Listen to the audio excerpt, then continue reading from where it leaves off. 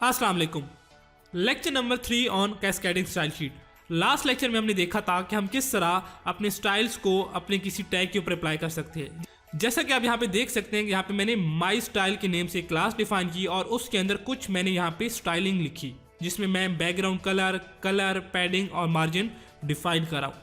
अब जैसे इस क्लास को मैं किसी टैग के ऊपर अप्लाई करता हूँ और उसका इफेक्ट आप यहाँ पे देख सकते हैं। इसी तरह आप इस क्लास को जितने भी टैग्स के ऊपर डिफाइन करना चाहें, जितने भी अप्लाई करना चाहें, आप जस्ट उन टैग्स के ऊपर इस तरह इसको कॉल कर दिया जाए।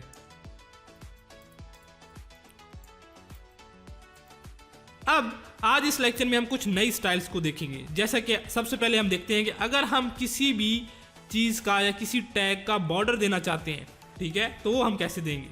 तो उसके लिए सबसे पहले हम क्या लिखते हैं, हम अपना एक क्लास डिफाइन करते हैं जिसका नाम मैं देता हूँ माई बॉर्डर। आप कोई भी नाम देना चाहें आप दे सकते हैं। इसके बाद आप लिखते हैं बॉर्डर और बॉर्डर के बाद आप लिखते हैं कौन सी साइड का बॉर्डर, बॉटम का, टॉप का, लेफ्ट का, राइट का। सबसे पहले मैं बॉटम का बॉर्डर डिफाइन करता हूं। अब यहाँ पे इसकी 3 एट्रीब्यूट्स होते हैं, इसकी 3 प्रॉपर्टीज होती हैं। जो पहला एट्रीब्यूट होता है वो होती है इसकी विड्थ, यानी आप इसको कितना बोल्ड, कितना डार्क करना चाहते हैं। यानी कि मैं कहता हूँ 1 पिक्सल, आप 2 pixel, 5 pixel, 10 pixel, any number you want you can write here.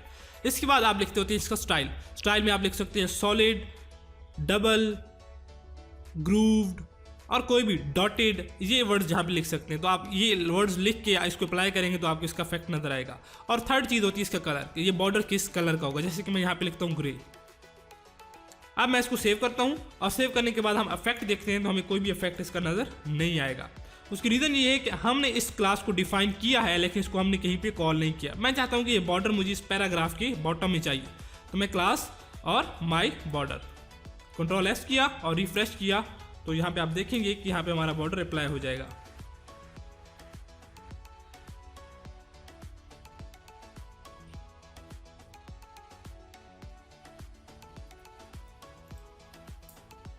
यहाँ पे हमारी स्पेलिंग मिस्टेक थी, मैंने सॉलिड लिखना था तो मैंने SOLD सॉल्ड लिख दिया था। जैसे मैंने स्पेलिंग करेक्ट की और इसको रिफ्रेश किया तो यहाँ पे आप देख सकते हैं। अब अगर इसका मैं साइज थोड़ा सा बढ़ाना चाहता हूँ, मैं कहता हूँ कि ये 3 पिक्सल का बॉर्डर, उसको कंट्रोल एस करके रिफ्रेश करते हैं तो आप देखें इसका साइज बढ़ रहा है। आप कलर चेंज करना चाहते हैं तो आप इसका ग्रे से what ever the colour you want आप दे सकते हैं।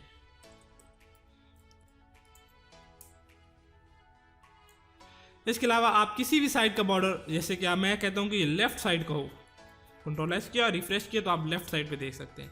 मैं चाहता हूं कि ये चारों तरफ बराबर हो तो मैंने इसको फिर डायरेक्शन देने की जरूरत नहीं है, लेफ्ट राइट, जस्ट बॉर्डर लिखने के बाद ये एट्रीब्यूट डिफाइन करूंगा तो इसका बॉर्डर इसकी चारों साइड पे अप्लाई हो जाएगा। अब ये बहुत ज़्यादा इसके अंदर जो बॉर्डर है और टेक्स्ट है बहुत एक दूसरे की बिल्कुल साथ साथ है। मैं चाहता हूँ कि इनकी जो इनसाइड डिस्टेंस है वो बढ़ जाए। तो पिछले कंसेप्ट को आप रिकॉल करें और देखें कि कौन से वाला टैग हमारा यहाँ पे कौन सी वाली स्टाइलिंग अप्लाई होगी। जी बिल्कुल ठीक आपने सोचा है। यहाँ पे हम पैडिंग देंगे और पैडिंग देने के बाद हम यहाँ पे इसका कोई भी पैडिंग साइज डिफाइन करेंगे और उसको रिफ्रेश करेंगे तो इनका जो इंटर डिस्टेंस है वो इंक्रीज हो जाएगा। तो इस तरह अभी हमने देखा कि हम किस तरह बॉर्डर अप्लाई कर सकते हैं। अब मैं चाहता हूँ कि मैंने इसी ही सेक्शन का शेडो देना चाहता हूँ, साया, ठीक है। तो वो कैसे देंगे, उसके लिए हमारे पास स्टाइल होता है बॉक्स शेडो। अब इसके हमारे पास कुछ एट्रीब्यूट्स होते हैं, जैसे कि सबसे पहला एट्रीब्यूट होता है इसकी एक्स एक्सिस पे पोजीशन, यानी कि ये एक्स एक्सिस पे कितना होगा, यानी कि मैं वहाँ पे देता हूँ 2 पिक्सल। और दूसरा एट्रीब्यूट होता है इसकी वाई एक्सिस की पोजीशन, इसको मैं देता हूँ 2 पिक्सल। और तीसरा इसका होता है एट्रीब्यूट इसका ब्लरनेस, इसकी आप समझिए ओपेसिटी, ये कितना ब्लर होगा और कितना स्प्रेडेड होगा, मैं यहाँ पे देता हूँ 5 पिक्सल। और चौथा एट्रीब्यूट उसका होता है हमारे पास कलर, जैसे कि मैं यहाँ पे देता हूँ ग्रे। उसको रिफ्रेश करते हैं तो आप देखें कि इसके नीचे एक बॉर्डर के नीचे बिल्कुल यहाँ पे शेडो नजर आ रहा है। अगर आप इस शेडो को थोड़ा सा और नीचे लेके आना चाहते हैं तो आप इस एट्रीब्यूट को थोड़ा सा बढ़ा दें, यानी कि इसको मैं 30 कर देता हूँ, कंट्रोल एस करता हूँ तो आप देखेंगे कि शेडो नीचे आ गया। यानी कि ये जो है वाई एक्सिस को कंट्रोल कर रहा है और ये वाला हमारे पास एक्स एक्सिस को कंट्रोल कर रहा है। तो इस तरह आप अपनी मर्जी से शेडो देना चाहें दे सकते हैं।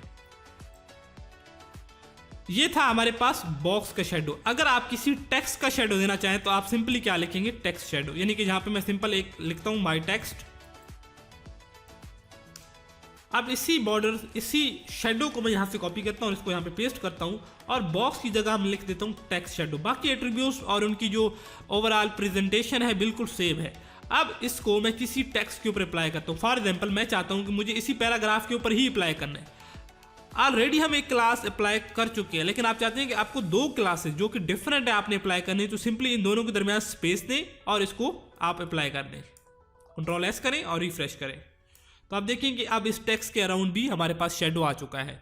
तो इस तरह आप अपने टेक्स्ट या किसी भी टैग के अराउंड शेडो इन शेडो एट्रीब्यूट्स की मदद से दे सकते हैं। यहाँ पे आप बॉक्स शेडो था, सिंपली यहाँ पे टेक्स्ट शेडो, बाकी इनमें कोई भी डिफरेंस नहीं है। इसके अलावा जो नेक्स्ट चीज़ हमारे पास है वो है इनका साइज़। हम किसी भी टैग का जो साइज़ है, जैसे आप देखेंगे इसका साइज़ अब फुल है, यहाँ तक इसकी विड्थ फुल है और इसकी हाइट भी फुल है। आप इनकी विड्थ और हाइट डिफाइन कर सकते हैं। जैसे कि मैं यहाँ पे एक टैग यहाँ पे डिफाइन करता हूँ माई साइज़। आप ये वाली एट्रीब्यूट जो मैं माई साइज़ के अंदर डिफाइन कर रहा हूँ, आप इसके अंदर भी डिफाइन कर सकते हैं, इट्स टोटली ओके। बट मैं थोड़ा इनको सेपरेट करना चाहता हूँ। मैं देता हूँ विड्थ और मैं देता हूँ 600 पिक्सल और हाइट मैं देता हूँ 500 पिक्सल। अब मैंने माई साइज़ की एक क्लास डिफाइन की और इस क्लास को मैं कहता हूँ कि इसी पैराग्राफ के ऊपर अप्लाई करना है, तो एक और क्लास अप्लाई करने के लिए मैं इनके दरमियान स्पेस देके इसको पेस्ट कर दूंगा। याद रखना है कि आपने क्लास के नेम के अंदर स्पेस नहीं देनी। अगर आप स्पेस देंगे तो फिर प्रॉब्लम होगा। Class name should not contain any space in it. अब मैं इसको रिफ्रेश करता हूँ तो आप देखेंगे इसका साइज़ जो मैंने डिफाइन किया था वो डिफाइन हो गया। इसकी हाइट और विड्थ जो मैंने यहाँ पे डिफाइन की हुई है वो आ गई है। तो आज के लेक्चर में हमने देखा कि हम किस तरह CSS की मदद से किसी टैग के अराउंड बॉर्डर लगा सकते हैं, किसी टैग के अराउंड शेडो लगा सकते हैं, किसी टेक्स्ट के ऊपर शेडो लगा सकते हैं और किसी भी टैग का साइज यानी कि उसकी विड्थ और हाइट डिफाइन कर सकते हैं। इस लेक्चर में इतना ही। नेक्स्ट लेक्चर में हम नेक्स्ट CSS स्टाइल्स को सीखेंगे। Thanks for watching this video. Please do subscribe our channel. If you do have any question comment on our YouTube channel. We will try कि हम आपको बेस्ट से बेस्ट सपोर्ट प्रोवाइड करें। Take care. अल्लाह हाफिज़।